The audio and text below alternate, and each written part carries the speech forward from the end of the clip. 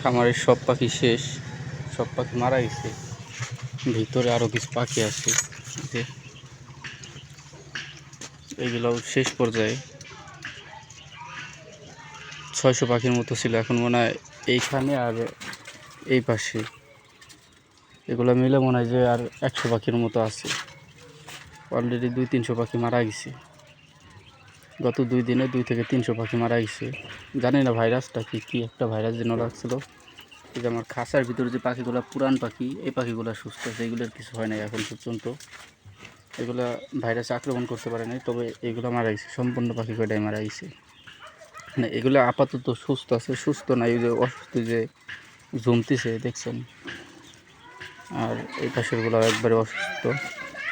তো সকালে অনেকগুলা ফেলছি, এই যে মাত্র পরে এইগুলা বের করলাম, সবগুলো পাখি মারা গেছে।